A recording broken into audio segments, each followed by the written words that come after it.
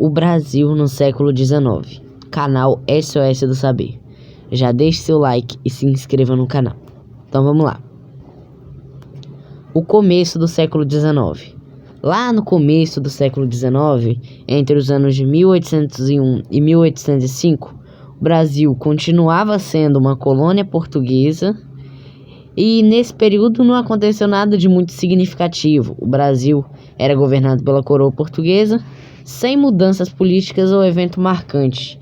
Então tá aí na imagem, ó, a bandeira do Brasil em 1801. Tá vendo a coroa lá em cima? Representava a coroa portuguesa, né? Então vamos lá. Fortalecimento das fronteiras. Nessa época, a Europa estava vendo a era napoleônica surgir. Então, Dom João, o príncipe regente de Portugal, emitiu uma ordem para que as fronteiras do Brasil fossem protegidas e fortalecidas. Isso aconteceu em 1806.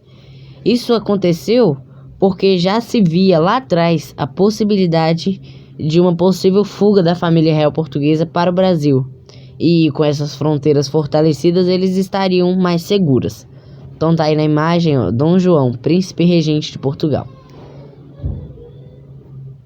A fuga da família real portuguesa. Em novembro de 1807, a família real portuguesa embarcou rumo ao Brasil, pois Portugal estava prestes a ser invadido pelas tropas de Napoleão Bonaparte. Isso aconteceu porque Portugal não respeitou a ordem, né, de Napoleão Bonaparte e estava comercializando com a Inglaterra. Então, o que aconteceu? Essa fuga da família real portuguesa para o Brasil também foi escoltada pelos ingleses. Então vamos lá. A viagem. Em 29 de novembro de 1807, às 7 horas da manhã, estava ali começando, né, a longa viagem da família real portuguesa rumo ao Brasil. Então, tinha 2 dias já que os viajantes estavam ali aguardando a partida dos navios que estavam impedidos pelos ventos desfavoráveis e as chuvas torrenciais. A espera aumentou ainda mais a tensão e a angústia, né? Pois as tropas francesas já estavam em território português e já estavam a caminho de Lisboa. Então, finalmente, dado o sinal de partida, os navios inflaram as velas e zarparam. A frota.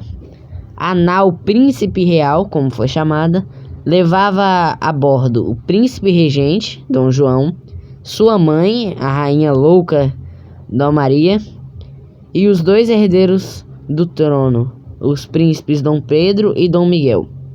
Em um segundo navio viajava a princesa Carlota Joaquina, mulher do príncipe regente, e 4 de suas 6 filhas. Um terceiro e um quarto navio levavam outros membros da família real. Então aí, ó, tá a imagem, ó, frota da família real foi composta por 16 navios e cerca de 15 mil pessoas rumo ao Brasil. Em 1808, a corte portuguesa foi transferida para o Rio de Janeiro. Isso aconteceu por conta da recusa de Portugal em obedecer às ordens da França e aderir ao bloqueio continental, né, à Inglaterra. Então, o príncipe regente de Portugal, Dom João, decidiu transferir toda a corte para o Brasil.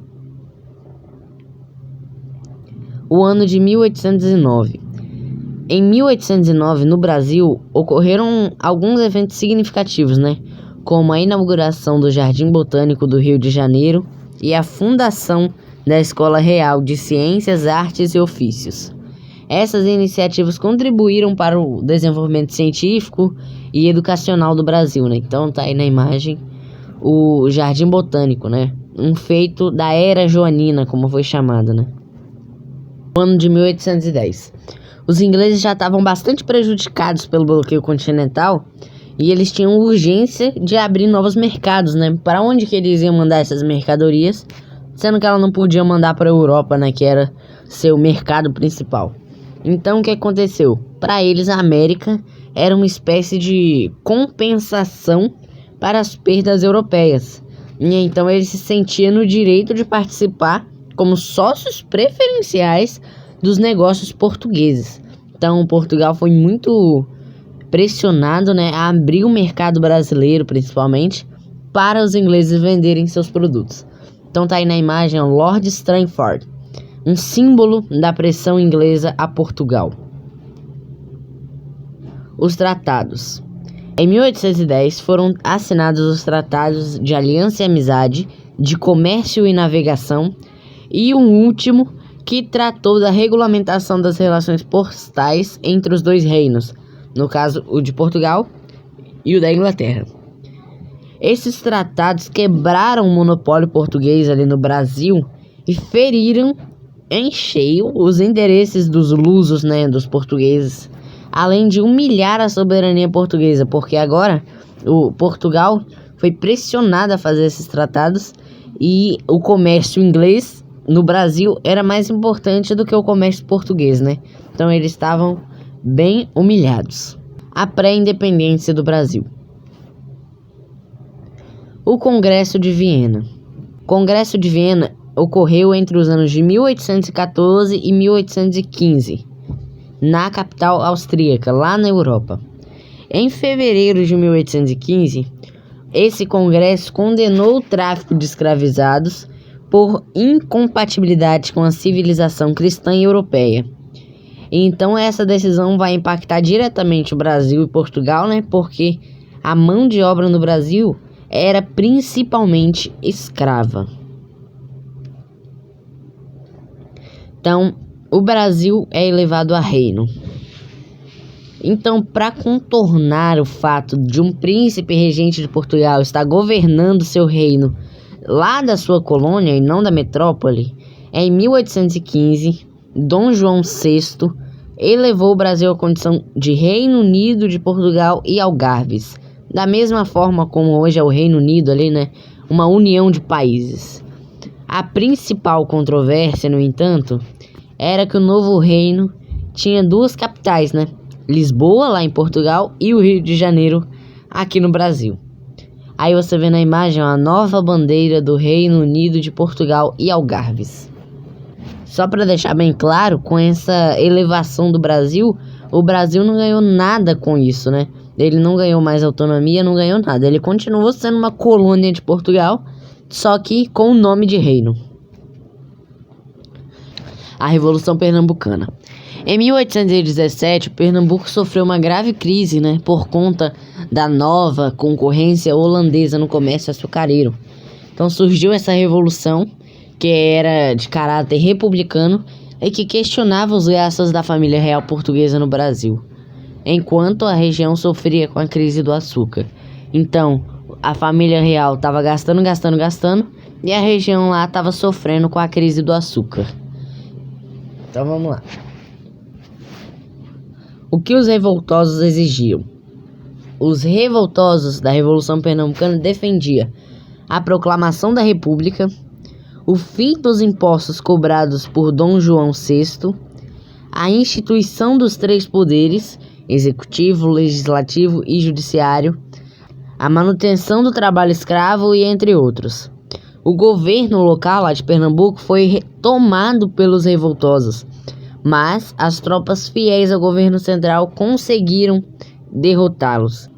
Então, se você perceber aí, ó, várias coisas que eles defendiam tinham caráter iluminista. É só você estudar um pouco sobre o iluminismo. Então tá aí na foto, ó, Domingos José Martins, um dos líderes da Revolução. Essa revolução inflamou ainda mais o povo brasileiro para buscar sua emancipação, né, sua independência. A Revolução do Porto. A Revolução Liberal do Porto foi um movimento militar iniciado em 2020 e ocorrido lá em Portugal, na cidade de Porto. Ela queria a formação de uma monarquia constitucional e exigia o retorno imediato de Dom João VI, que estava no Brasil lá desde 1808, né? Já tinha 12 anos que ele estava longe de Portugal. Além disso, os revolucionários queriam a manutenção do Brasil como colônia de Portugal. Então eles estavam vendo que o Brasil no futuro poderia ganhar mais independência, né? Eles estavam vendo o risco da emancipação do Brasil. Então eles queriam a manutenção do Brasil como colônia de Portugal para reforçar o monopolismo português sobre o Brasil. A volta de Dom João. Dom João então não resistiu às pressões, provocadas pela Revolução, e em 1821 embarcou rumo a Portugal. Porém, ele deixou no Brasil o agora príncipe regente do Brasil, Dom Pedro I, como uma garantia de sua continuação no poder, Então ele voltou para Portugal, mas ele deixou o filho dele aqui, para garantir que ele ainda estaria no poder, mesmo de forma indireta, O retorno a Portugal. No dia 26 de abril de 1821, lembra essa data, Dom João VI deixava o Brasil, acompanhado por 4.000 pessoas, levando tudo que puderam, inclusive todo o ouro que existia no Banco do Brasil. Grupos de brasileiros tentaram impedir a volta das joias e dos bens do tesouro para Lisboa. E aí cantavam-se nas ruas, Olho vivo, pé ligeiro, vamos a bordo buscar o dinheiro. Então vê aí na imagem, o embarque de Dom João rumo a Portugal. Então Dom João foi para Portugal, mas deixou aqui no Brasil o rombo, A independência do Brasil. A tensão entre Brasil e Portugal. Quando Dom João VI retorna a Portugal, ele deixou seu filho, Dom Pedro I, lá no Brasil, como a gente já disse lá atrás. Só que, em dezembro desse mesmo ano, a corte portuguesa ordenou que Dom Pedro I retornasse a Portugal a fim de continuar sua formação acadêmica, Então a corte portuguesa queria que Dom Pedro voltasse para Portugal para continuar, ali sua formação. Então o povo brasileiro não vê isso com bons olhos. Então começa no Rio de Janeiro, em Minas Gerais e em São Paulo, a coleta de assinaturas pedindo que Dom Pedro I ficasse no Brasil. E é bastante, tá? Mais de 8.000 assinaturas foram coletadas. O dia do fico. Por esse motivo, no dia 9 de janeiro de 1822, na varanda do Paço Real, Dom Pedro comunicou sua decisão à multidão que o assistia. Abre aspas. Se é para o bem de todos e felicidade geral da nação, estou pronto. Digam ao povo que fico. Fecha aspas. Então ele foi lá na varanda do Paço Real e falou pro povo: eu vou ficar, não vou obedecer à ordem portuguesa. Então isso agravou ainda mais, a tensão entre o Brasil e Portugal. O cumpra-se. Em maio de 1822, foi decretado em todo o Brasil por Dom Pedro que as ordens vindas lá de Portugal só seriam cumpridas se autorizadas por ele. Em junho, foi convocada uma Assembleia Nacional Constituinte para elaborar uma Constituição para o Brasil. Então Portugal não estava vendo isso com bons olhos. Uai, pra que o Brasil quer fazer uma Constituição sendo que ele ainda é meu? Então isso agravou ainda mais a tensão entre Brasil e Portugal. As ordens de Portugal. Em 28 de agosto de 1822, chegaram de Lisboa ordens que exigiam o retorno imediato de Dom Pedro I a Portugal. A ordem lida por Maria Leopoldina, a esposa de Dom Pedro, a convenceu da necessidade do rompimento com Portugal e, em 2 de setembro, organizou uma sessão extraordinária, assinou uma declaração de independência e a enviou para Dom Pedro, que estava em viagem a São Paulo.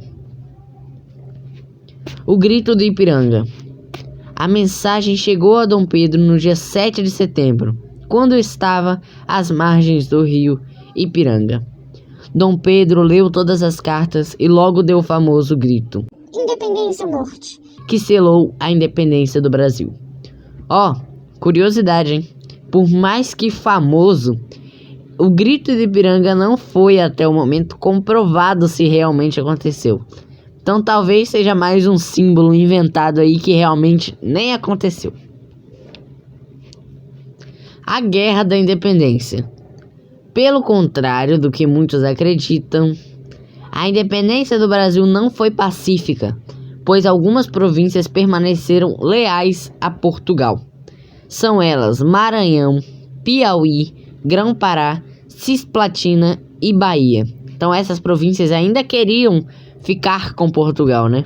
Então o governo brasileiro, liderado por Dom Pedro I, precisou montar um exército às pressas e acabou contratando muitos mercenários para lutar.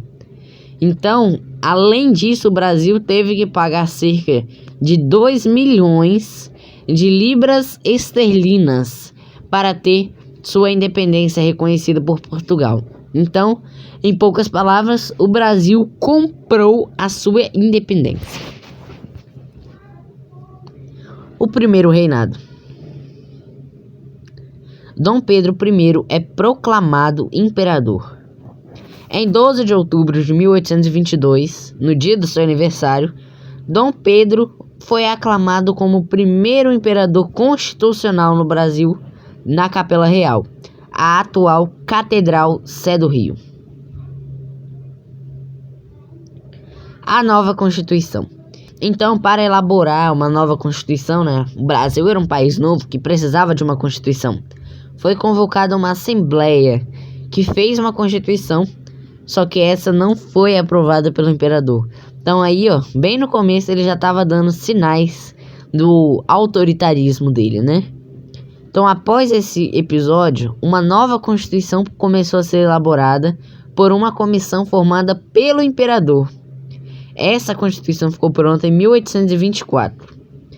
O documento, né, reafirmava que o Brasil seria uma monarquia e instituiu ao imperador poderes absolutos sobre a nação.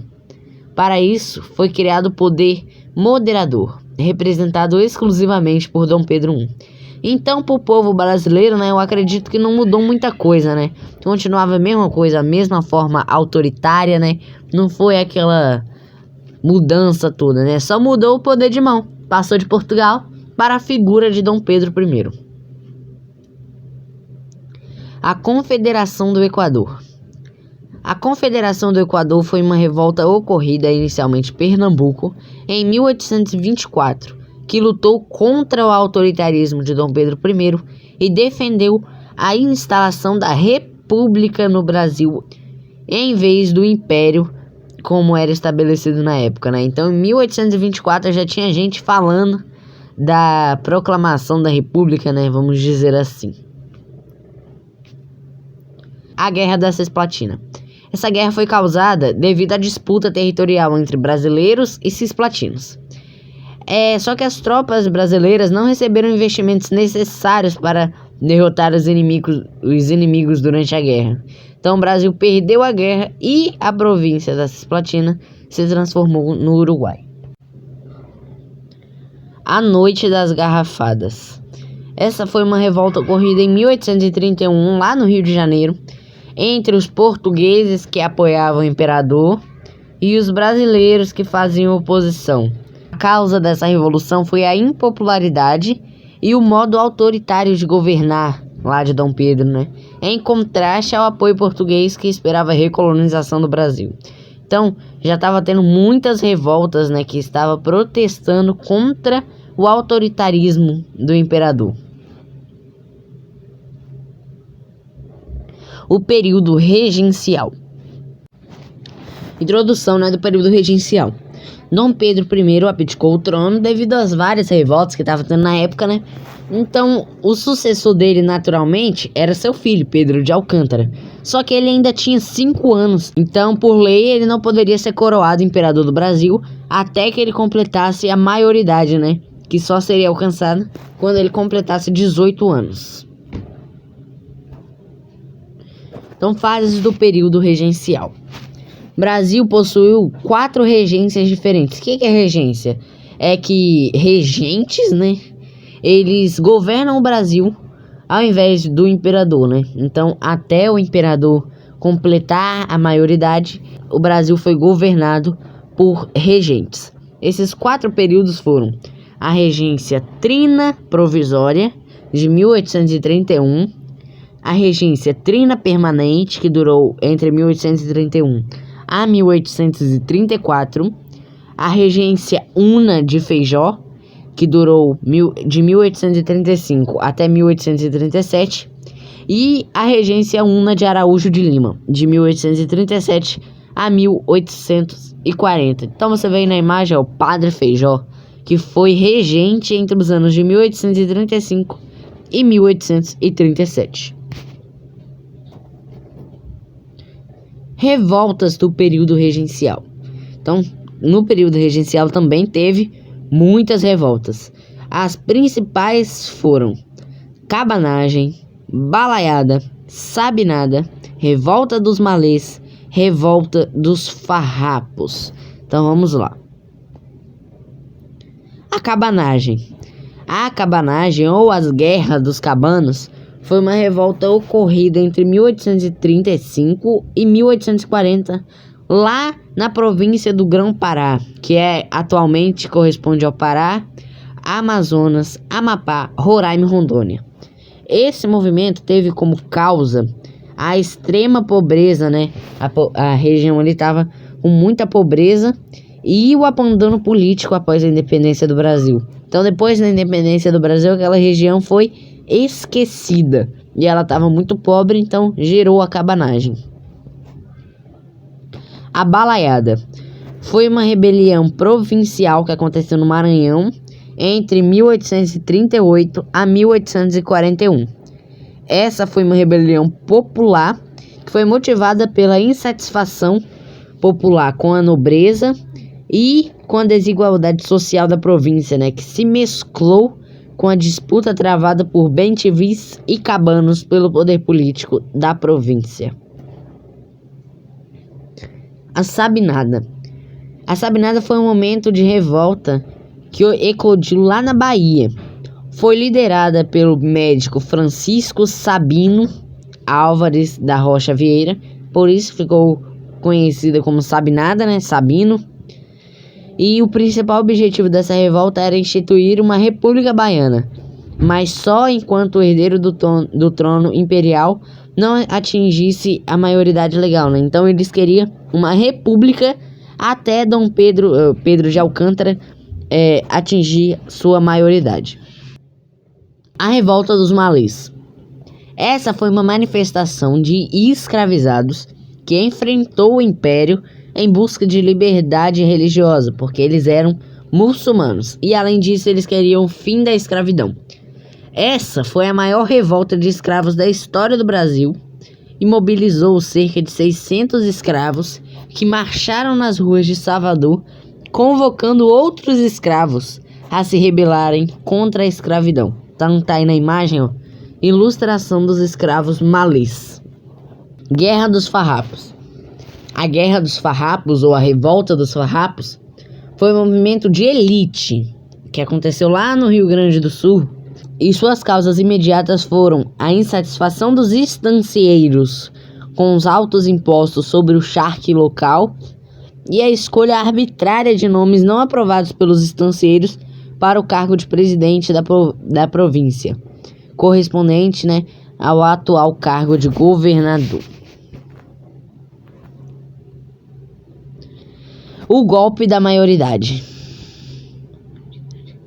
O golpe da maioridade foi um movimento político que garantiu a Dom Pedro II, Pedro de Alcântara, né, que agora é Dom Pedro II, ser coroado imperador do Brasil com apenas 13 anos de idade, dando início ao segundo reinado. Então estava muito instável nesse período regencial, e aí eles não conseguiram esperar Dom Pedro II completar lá seus 18 anos, e aí então deram o golpe da maioridade para ele começar a governar logo, né, com 13 anos de idade. E pasmem-se vocês, apesar da idade, não foi um período tão ruim para o Brasil, porque ele realmente tinha muita estratégia e podemos dizer que sabia governar. Os liberais, com a esperança de retornar ao poder, eles apoiaram o golpe da maioridade. Então você vê na imagem, ó, o texto original da declaração da maioridade, conseguido aqui pelo canal. O segundo reinado. Parlamentarismo às avessas. A política brasileira no segundo reinado ficou conhecida por esse nome: Por quê? O Brasil funcionava como uma monarquia parlamentarista, na qual o imperador interferia na política sempre que fosse necessário para garantir seus interesses. Então, se fosse eleito um primeiro-ministro que não lhe agradasse, ele o destituía. E se a Câmara tomasse medidas que não lhe agradassem, ela era dissolvida. Então, realmente, o poder estava todo nas mãos do imperador, né? A economia no Segundo Reinado. Em termos econômicos, o grande destaque foi para a economia cafeeira, né? Que se consolidou durante o Segundo Reinado como o principal meio de produção da economia brasileira. As zonas produtoras de café do Brasil nesse período foram 3: Vale da Paraíba, Rio de Janeiro e São Paulo, Oeste Paulista, em São Paulo, e Zona da Mata, em Minas Gerais. Você vê na imagem aí, um cafezal. A Revolução Praieira. Ela foi a última rebelião provincial que aconteceu no Brasil durante o século XIX, né? Essa revolta foi resultado da disputa entre praieiros e conservadores pelo poder da província de Pernambuco. Esse conflito se estendeu durante 2 anos e resultou no enfraquecimento dos liberais na política brasileira. Guerra do Paraguai. Um acontecimento marcante na história do Segundo Reinado foi a Guerra do Paraguai, conflito travado, entre 1864 e 1870. Nessa guerra, Brasil, Argentina e Uruguai, por meio da Tríplice Aliança, lutaram contra o Paraguai, governado nessa época por Francisco Solano Lopes. O Brasil venceu o conflito, só que suas consequências para a economia do país e para a monarquia foram muito ruins. A Inglaterra, que estava interessada no declínio paraguaio, ajudou financeiramente a Tríplice Aliança. Se você quer ver um vídeo sobre a Guerra do Paraguai, coloca aí abaixo nos comentários, fala eu quero, e aí a gente vai fazer um vídeo sobre a Guerra do Paraguai. A abolição da escravatura. Durante o Segundo Reinado, a abolição da escravatura foi um dos temas centrais e alvo dos debates acalorados nos meios políticos, Ponto de partida para que a abolição fosse decretada no Brasil foi a Lei Eusébio de Queiroz, decretada em 1850, e que estipulava a proibição do tráfico negreiro no país, Então, essa lei proibia o tráfico negreiro no país. Só que os escravos que já estavam lá dentro continuavam a ser escravizados. Então, a abolição da escravatura aconteceu em 13 de maio de 1888, quando a princesa Isabel, a filha de Dom Pedro II, assinou a Lei Áurea. O fim da monarquia. Causas do fim da monarquia. O fim da monarquia no Brasil foi o resultado do desgaste dessa forma de governo com os interesses da elite política e econômica no país. Sua queda ocorreu por meio de seu rompimento com 3 importantes grupos do país: a Igreja, que é o fator menos relevante, o Exército e a elite escravocrata. Vou explicar bem rapidinho para vocês. Eles aboliram a escravatura, todos os escravos foram libertos, todos entre aspas, e os donos dos escravos que foram libertos não receberam nenhuma indenização. Então, eles simplesmente perderam a sua mão de obra principal. Então, esse grupo ficou muito insatisfeito com a monarquia, E aí, vem ainda os ideais iluministas, que já estavam ganhando força naquela época. Aí, até retratado na imagem, A velha monarquia sendo superada pela República. A Proclamação da República. Em 15 de novembro de 1889, Marechal Deodoro da Fonseca proclamou a República no Brasil. O movimento que deu origem ao Brasil republicano teve origem nas insatisfações de importantes grupos políticos durante o Segundo Reinado. Então tá aí na imagem, a Proclamação da República.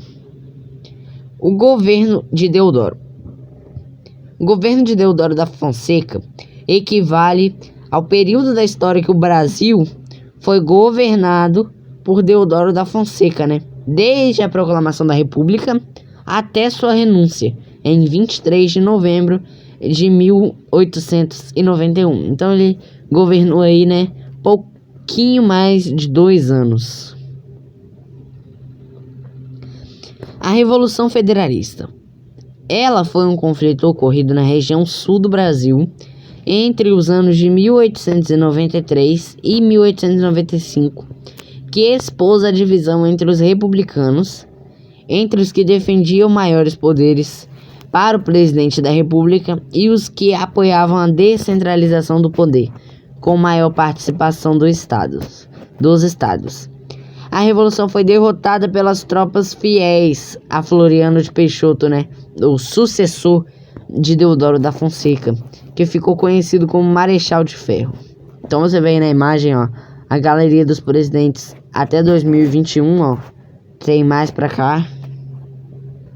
Foram vários, presidentes que passaram pela nossa história. É importante conhecer o governo de cada um deles. Então é isso aí, pessoal. Se você gostou do vídeo, esqueci das fontes, Então tá aí as fontes pra vocês, beleza? Obrigado, pessoal. Não se esqueça de deixar seu like, se inscrever no canal. Isso é muito importante pra gente, beleza? Muito obrigado. Falou!